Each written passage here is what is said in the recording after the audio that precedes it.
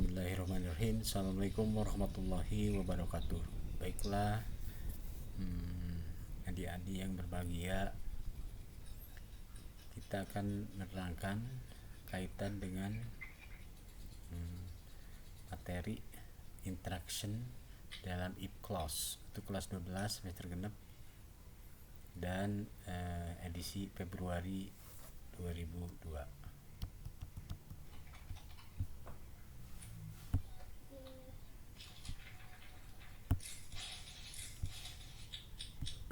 Yang pertama, interaction using if clause. If or unless can be used to suggest, advise, state general states, and announce something. A clause is a group of words consisting of a subject and verb. Example: if you want to improve your concentration, why don't you study batik painting? If you want to cheer up your friend, encourage them to join a challenging program. If you ask me what I have learned about life, I will say lots and not much since it is words I have learned about people in my life that count. Ini merupakan ungkapan if clause yang dibangun dari dua bagian ya. Ada if clause, ada main clause. Di sini sudah diterangkan bahwa clause itu adalah kelompok kalimat yang berisikan subjek dan predikat, consisting of subject and verbs, verb ya. Gitu. Jadi adik-adik kalian kalau membuat kalimat if clause ya, if clause kita harus menggunakan dua bagian, yaitu if clause dan main clause. Di sini ada bagian-bagian yang dapat membentuk sebuah kalimat. Dalam satu contoh interaction using if clause, di sini yang dibahas tentang interactionnya ya, bagaimana cara orang itu melakukan sebuah pekerjaan. Misalnya begini, if you want to improve your concentration. Nah, di situ itu termasuk if clause-nya. Kemudian main clause-nya yang menunjukkan sebagai kalimat perintahnya, why don't you study batik painting? Ya. Itu adalah bagian yang merupakan satu interaction. If clause-nya ada di belakang, if di depan. If you want to improve your concentration, why don't you study batik painting? Nah, itu merupakan bagian-bagian yang dapat kita lakukan dan beberapa contoh. Yang selanjutnya kita lihat ini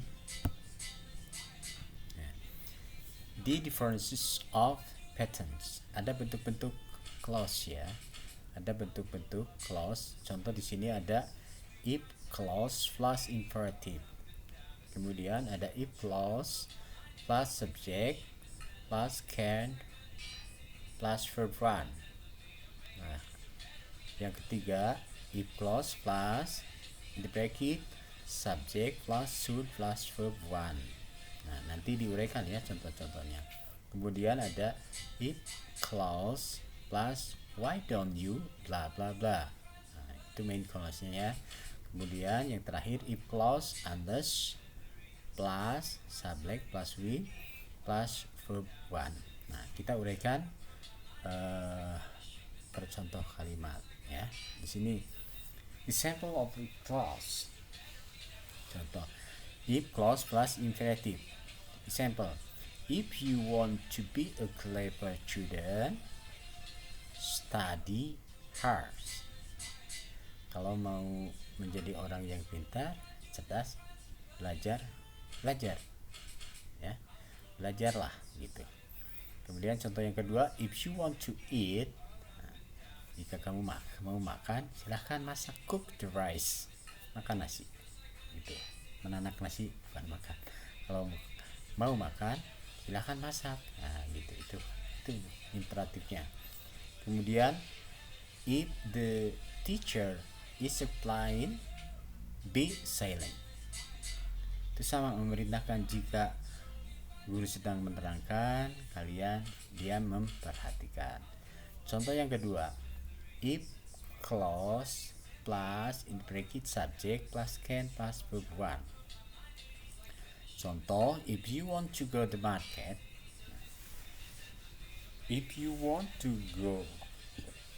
market, ya, itu termasuk main clause-nya. Kemudian if clause-nya, kemudian main clause-nya, you can take a bus. Jika kamu mau pergi ke pasar, kamu bisa naik bis. Yang selanjutnya, if you want to read an English book, you can go to library.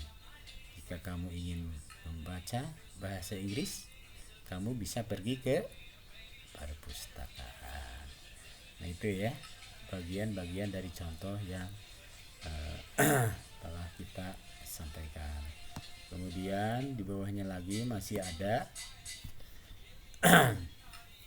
contoh yang ketiga, if clause plus subject plus should the verb 1. If you get sick, you should go to the doctor. Jika kamu sakit, kamu seharusnya pergi ke dokter. If you want to be healthy, you should go sport twice in a week. Jika kamu ingin sehat, silakan olahraga 2 kali dalam seminggu. If you want to be healthy, itu adalah bagian dari if clause-nya. Kemudian setelah if clause dikasih koma, baru masuk ke main clause-nya. You should go sport twice in a week. Yang selanjutnya keempat, if clause plus why don't you bla bla bla. Kita lihat contoh di bawah. Mana yang termasuk if clause-nya? If you want to go by train, why don't you go to station? Nah, gitu ya. Mana yang termasuk if clause-nya, mana yang termasuk main clause-nya. If clause-nya, if you want to go by train, why did you go to the station? Nah, itu. Yang selanjutnya contoh kedua, kita baca if clause-nya, if you want to improve your concentration, why don't you study batik painting? Nah, itu ya. Nah, itu adalah contoh-contoh bagian yang telah kita bahas. Nah, yang selanjutnya, if or unless clause plus subject will verb 1. If you don't study diligently, you will never understand trigonometry. If you don't study diligently, nah ini yang pakai if ya. If you don't study diligently, you will never understand trigonometry. Yang selanjutnya kita bagaimana unless, guna unless, unless sebagai if clause-nya gitu ya. Unless you study diligently, kecuali kalau Anda tidak belajar dengan rajin, you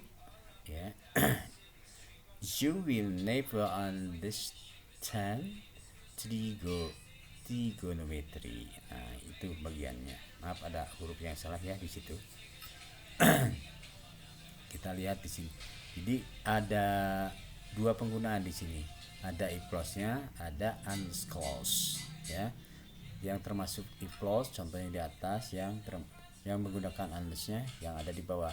Fungsinya ini negatif ya. If you don't, kalau tidak ya, tidak akan pernah ya. Dengan mengungkapkan unless tidak pakai don't ya. Jadi unless you study diligently, beda dengan if you don't study diligently. Nah, itu 2 contoh bagaimana cara penggunaan unless, if dan unless clause. Oke. Itu beberapa contoh yang telah kita sampaikan. Mudah-mudahan kalian semua dapat memahaminya dan dapat mempraktekkan dengan bentuk-bentuk contoh atau tulisan yang lain sehingga pemahaman kita akan lebih berkembang. Demikian yang dapat kita sampaikan. Mohon maaf atas segala kekurangan. Wabillahi taufiq wal hidayah. Wassalamualaikum warahmatullahi wabarakatuh.